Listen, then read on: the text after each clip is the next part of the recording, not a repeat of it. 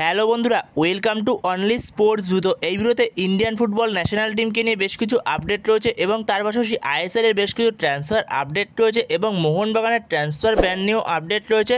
তো ভিডিওটি সবাই শেষ পর্যন্ত দেখতে থাকো, আর চ্যানেলে নতুন হয়ে থাকলে চ্যানেলটি সাবস্ক্রাইব করে পাশে থাকা বেল আইকনটি অন করে পাশে থেকো। তো প্রথমে যদি ইন্ডিয়ান ন্যাশনাল টিমকে নিয়ে কথা বলা যায়, তো ইন্ডিয়ান ন্যাশনাল টিমের বর্তমান সময়ে কোচ হলো মানোলো মার্কুয়েজ রোকা। তো মানোলো মার্কুয়েজ রোকার আন্ডারে ইন্ডিয়ান ন্যাশনাল টিমের অবস্থা আরও খারাপ হচ্ছে, যতটা খারাপ ছিল তার থেকেও বেশি খারাপ হচ্ছে। যেখানে রোকার আন্ডারে ইন্ডিয়ান টিম র্যাঙ্কিংয়ে পিছিয়েই যাচ্ছে। যেখানে রোকা অবশ্যই ভালো কোচ, সে ক্লাব কেরিয়ারে যথেষ্ট সাফল্য দিয়েছে, যেখানে এফসি গোয়াকে যথেষ্ট ভালো সাফল্য দিয়েছে রোকা। কিন্তু সেখানে আইএসএল এর মঞ্চে 11 জনের মধ্যে 4 জন বিদেশি খেলানোর অপশান থাকে, তো সেটাও দেখতে হবে। তো সেই কারণে সেখানে সাফল্যটা বেশি পেয়েছে, কিন্তু ইন্ডিয়ান টিমে এসে এখনও পর্যন্ত এক ফোঁটাও সাফল্য দিতে পারেনি এই রোকা। তো সেখানে রোকাকে যত তাড়াতাড়ি সম্ভব ইন্ডিয়ান টিমের কোচিংয়ের থেকে সরিয়ে অন্য কোনো ভারতীয় কোচ নিয়ে আসা অবশ্যই দরকার। যেখানে বেস্ট একটা অপশান হবে খালিদ জামিল। তো খালিদ জামিল দারুণ একটা অপশান হবে, যেখানে খালিদ জামিল দুরন্ত পারফরমেন্স করিয়েছে। যেখানে খালিদ জামিল আগের মরশুমটা আইএসএল এ জামশেদপুর এফসির কাছে খুব ভালো বিদেশি না থাকা সত্ত্বেও যথেষ্ট ভালো পারফরমেন্স করিয়েছে জামশেদপুর টিমটাকে। তো সেখানে খালিদ জামিল একটা ভালো অপশান হতে পারে। তো তোমাদের কাছে কী মনে হয়, খালিদ জামিল কেমন অপশান হতে পারে ইন্ডিয়ান টিমের কোচের জন্য? তো এই বিষয়ে তোমাদের মতামত অবশ্যই কমেন্টে জানিও।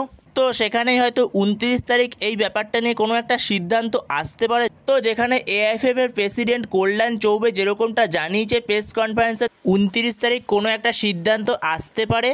এর পাশাপাশি ওসিআই প্লেয়ারদের নিয়েও একটা সিদ্ধান্ত আসতে পারে 29 তারিখ, যেখানে 33 জন ওসিআই প্লেয়ারদের সঙ্গে কথাবার্তা বলছে, মানে ভারতীয় বংশোদ্ভূত প্লেয়ারদের সঙ্গে কথাবার্তা বলছে।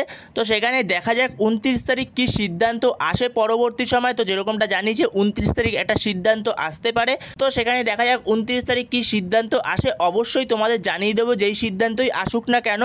তো এরপরের আপডেটটি হচ্ছে আইএসএল নিয়ে। তো আইএসএলে মোহনবাগানের গোলকিপার 22 বছর বয়স আর্শ শেখ, যার মার্কেট ভ্যালু হচ্ছে 20 লাখ টাকা।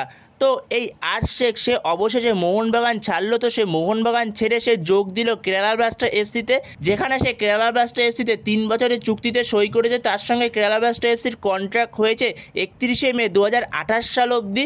তো সেখানে এই আর্শ শেখ সে মোহনবাগান ছেড়ে সে যোগ দিল কেরালা ব্লাস্টার এফসিতে 3 বছরের চুক্তিতে।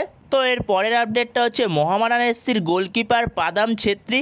তো এই পাদাম ছেত্রীর প্রতি ইন্টারেস্ট রয়েছে পাঞ্জাব এফসির, ভালো রকম ইন্টারেস্ট রয়েছে। তো এই পাদাম ছেত্রীর বয়স হচ্ছে 27 বছর এবং তার মার্কেট ভ্যালু হচ্ছে 1 কোটি টাকা। তো এই পাদাম ছেত্রীর ওপর ভালো রকম ইন্টারেস্ট রয়েছে পাঞ্জাব এফসি। তো পাঞ্জাব এফসি নাকি ভালো রকমই কথাবার্তা বলছে এই পাদাম ছেত্রীর সঙ্গে।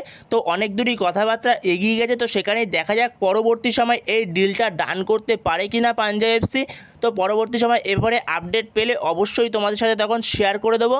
তো এরপরে পরবর্তী আপডেটটি হচ্ছে মোহনবাগানের লেফট উইঙ্গার আশিক কুর্নিয়ানকে নিয়ে। তো আশিক কুর্নিয়ানের প্রতি নাকি ব্যাঙ্গালুরু এফসি আবারও ইন্টারেস্ট শো করছে, যেখানে ব্যাঙ্গালুরু এফসির সঙ্গে নাকি কথাবার্তা চলছে আশিক কুর্নিয়ানের। তো সেরকমই কিছু কিছু রিপোর্ট বেরিয়ে আসছে কিছু কিছু জায়গা থেকে। তো সেখানে এটা কতটা সত্যি, তো এই বিষয়ে সন্দেহ রয়েছে।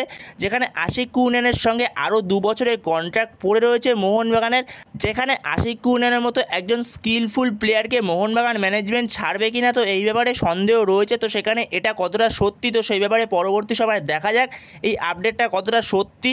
তো সেখানে পরবর্তী সময় এবারে আর কোনো আপডেট পেলে অবশ্যই তোমাদের সাথে তখন শেয়ার করে দেবো।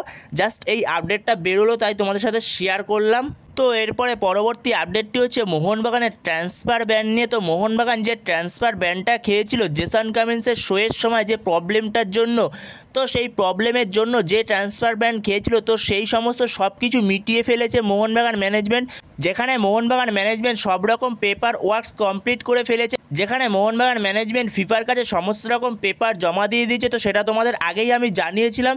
তো সেখানে এখনও পর্যন্ত ফিফা থেকে ট্রান্সফার ব্যানটা তোলা হয়নি, তো সেটা খুব শিগগিরই তুলে দেওয়া হবে, কোনো চিন্তার কারণ নেই এই নিয়ে।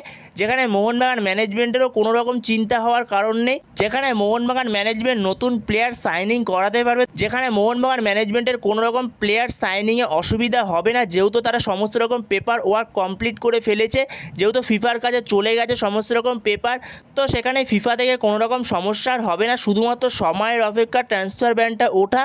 তো সেখানে ফিফা যে কোনো সময় এই ট্রান্সফার ব্যানটাকে তুলে দেবে। ফিফার কিছু পার্সোনাল সমস্যার জন্য ফিফা এখনও ট্রান্সফার ব্যানটাকে তুলতে পারছে না। তো যে কোনো সময় উঠে যাবে, তো এটা নিয়ে চিন্তার কোনো কারণ নেই।